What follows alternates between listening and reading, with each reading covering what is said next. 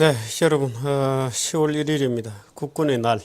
아까 많이 얘기 나눴습니다만, 오늘 정규적 칼럼은 한일 관계에 대해서 얘기를 좀 하려고 합니다. 아까 포스코 얘기를 전해드렸습니다. 포스코가 신일본 제철, 신일본 주금으로부터 기술을 훔쳐 썼다고 하는 것으로 이제 소송을 당했습니다. 300억 엔, 3천억 원의 합의금을 물고 더하기 앞으로 그 관련된 강판을 수출할 때마다 로얄티를 내는 것으로 합의를 봤다고 합니다.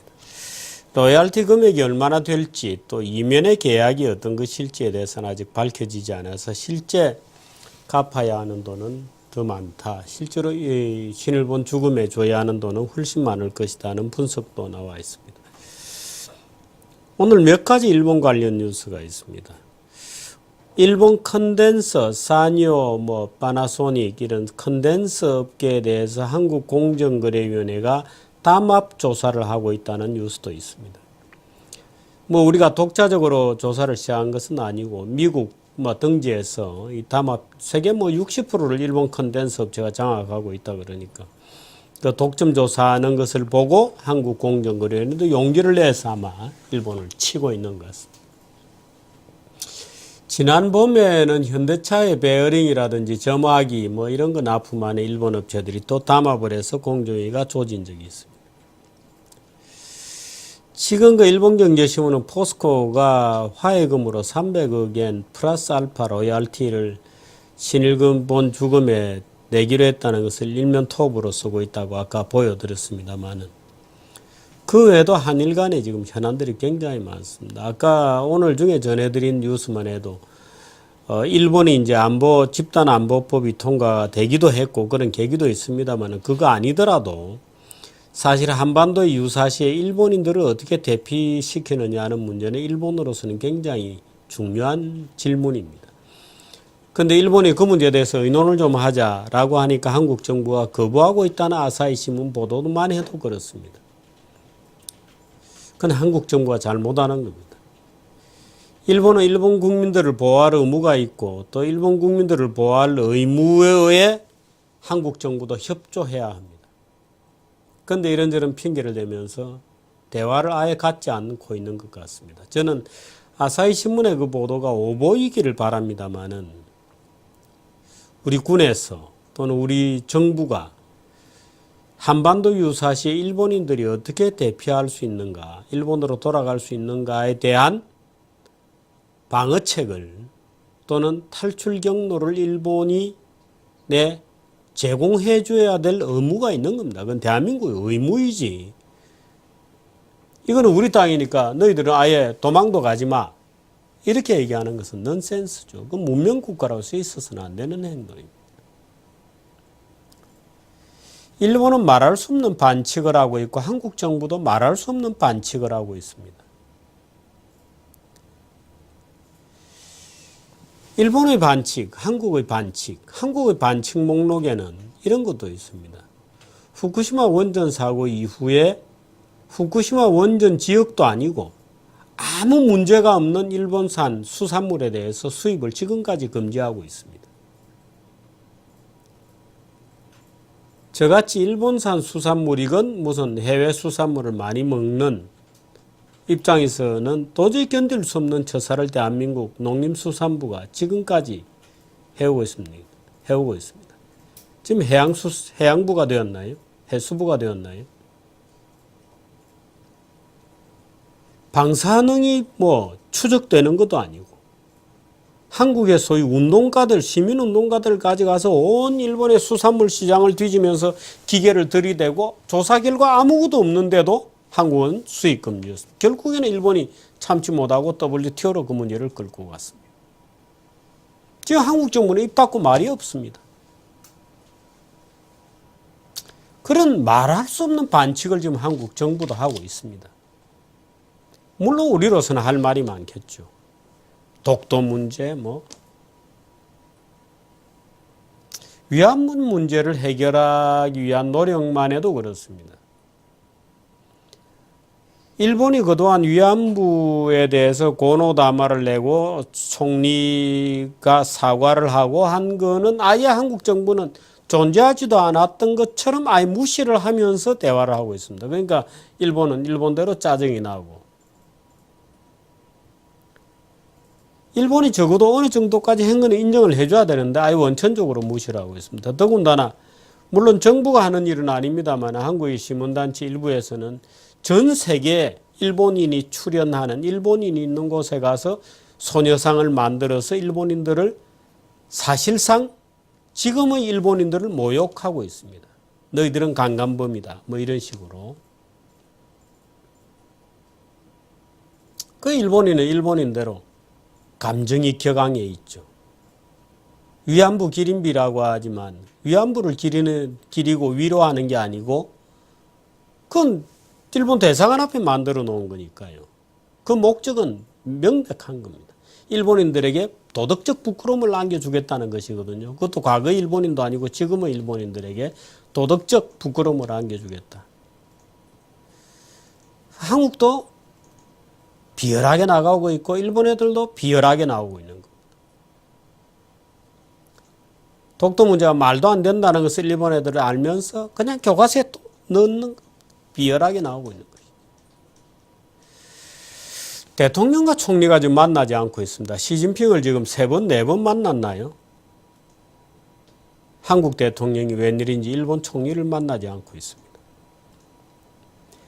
대통령이 만나지 않으니까 장관들조차도 만나지 않고 있습니다. 그건 말이 안 됩니다.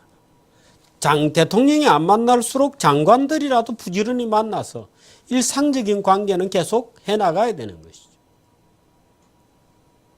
그 지금 보십시오. 일본경제신문 보세요. 포스코. 그러니까 물론 300억 엔짜리 큰 소송입니다. 3천억 원을 플러스 알파를 포스코가 신일제도. 근데 포스코를 명백하게 모욕하고 있는 것이거든요. 명백하게 모욕하고 있는 겁니다. 산업 스파이 사건. 물론 자기들 사례도 있습니다만 자기들이 미국에서 훔쳤던 거 산업 스파이. 여기에 포스코는 모욕하고 있는 것이죠. 한국과 일본이 계속 이런 식으로 해야 되나요? 서로 이렇게 계속해서 칼로 찔러대고 해야 되나요? 수산물 문제는 그렇습니다. 방사능 수산물 문제는 방사능이 없으면 수입을 해야 되는 겁니다.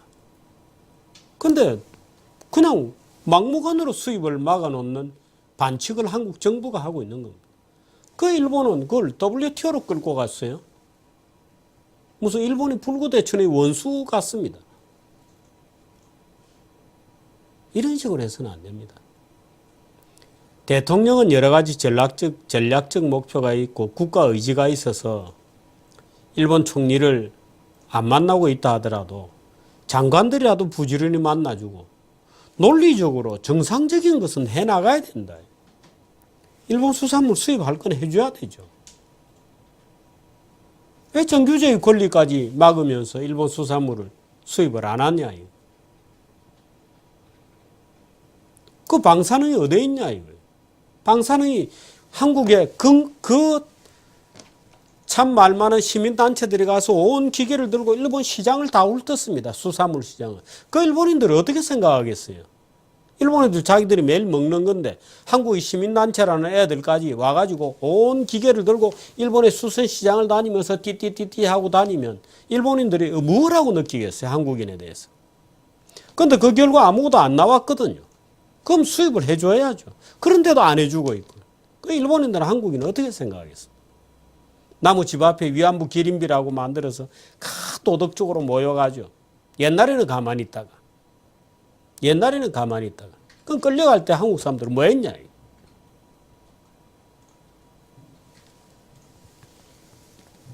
그 어느 날에 일본에 잘 모르는 애들이 길 가다가 한국 대사관 한국에 놀러 와서 한국 대사관 앞에 한국에 있는 일본 대사관 앞에 위안부 기림비라고 세워놓고 있으면 그 위안부를 위로하기 위해서 우리가 세웠습니까? 아니잖아요. 나무 집 앞에 딱 갖다 놓은 거죠. 아주 그 목적을 가지고. 왜? 오늘날 일본인들은 모욕을 주겠다는 거잖아요. 이런 식으로 할 거냐? 이런 식으로 해야 되느냐? 비열하게 서로가.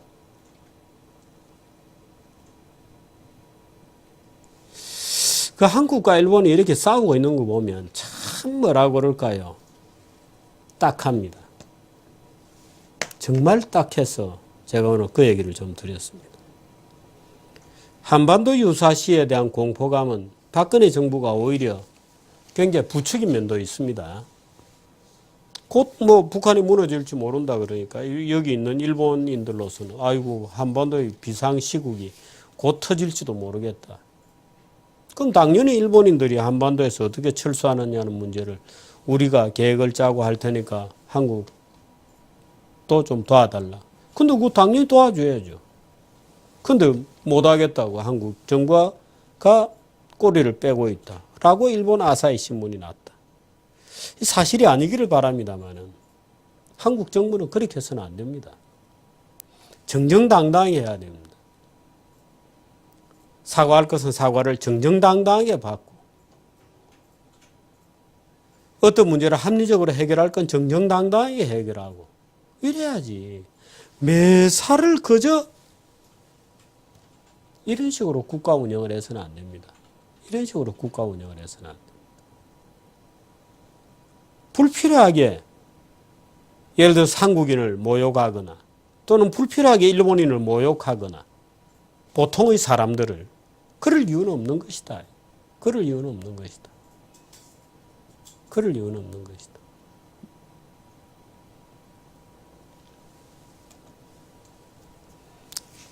위안부 문제 이런 거는 한국인의 주장과 일본인의 주장이 굉장히 많이 충돌하고 있습니다. 주장이 충돌하는 것이지 객관적 실체에 대해서는 그 누구도 판정하기 어렵습니다. 그런데 어떻든 나라의 대사관 앞에 그럼 오늘날 거기 오가는 일본인들이 뭣도 모르는 일본인들이 무엇을 느끼겠냐. 그 도덕적인 모욕감. 사실 여부를 떠나서 저 얘기는 사실 여부를 떠나서의 문제입니다. 그럼 운동을 하는 분들 입장에서는 야 너희들이 그걸 깨달으라고 우리가 갖다 놓은 거야 라고 주장하고 싶겠죠. 그런데 그건 우리 입장이죠. 우리 입장입니다. 근데 엄연히 남의 대사관 앞 입구다. 그건 우리의 땅만은 아니다. 그건 일본의 대사관 앞에.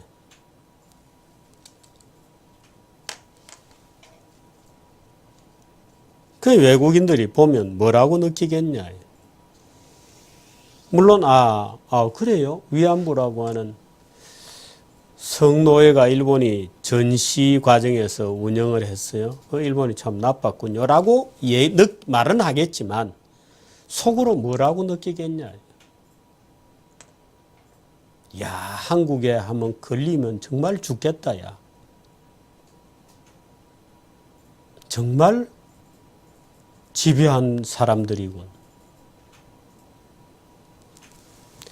공정한 사람들이군. 이런 느낌을 주겠습니까? 한국 사람들 정말 정의로운 사람들이군. 이렇게 느끼겠습니까?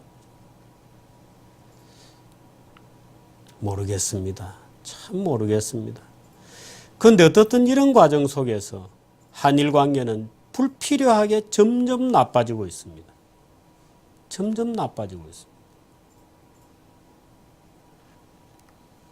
그야말로 닭싸움하고 진흙탕에서 어르렁거리면서 싸우는 개들 같습니다. 이전투구라는 말이 있잖아요. 저는 그 얘기를 하고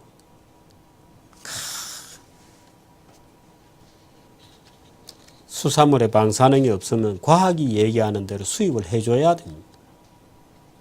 수입을 해줘야 됩니다. 우리 수산물을 일본에 수출하는 것처럼. 근데 이런 식으로 해서는 안 됩니다.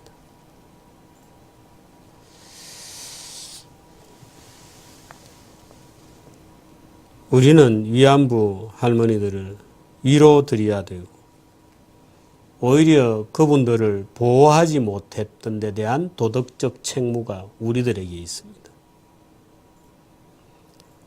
그분들을 보호하지 못했던 우리의 책무도 우리는 느껴야 된다고 저는 생각합니다. 그들의 도덕적 결함, 그들의 도덕적 문제를 우리가 지적하고 비판하는 것도 우리의 도덕적 결함을 숨기는 형식이어서는 곤란하겠죠. 우리의 도덕적 문제를 은폐하거나 숨기거나 이런 형식이어서는 안 된다. 좀 더 대승적으로 한일 관계를 각부 장관들이라도 정상화해 주기를 간절히 좀 부탁을 드립니다. 여기까지 하겠습니다. 네, 여러분 깜빡 잊었습니다. 10월 3일 내일 모레 토요일 저녁 6시 한국경제신문의 일청 소공원. 소공원이 꽤 예쁩니다. 가을에 낙엽 지는 오늘 비가 좀 와서 아마 날씨는 조금 쌀쌀해질 것 같고 가을에 낙엽을 재촉하는 그런 가을비가 오늘 내렸습니다. 날씨가 조금 추워질지도 모르니까 옷을 조금은 두껍게 입고 오시는 것이 좋겠습니다. 극강 출연진 교수님들을 모시고 정다운 대화를 나누도록 하겠습니다.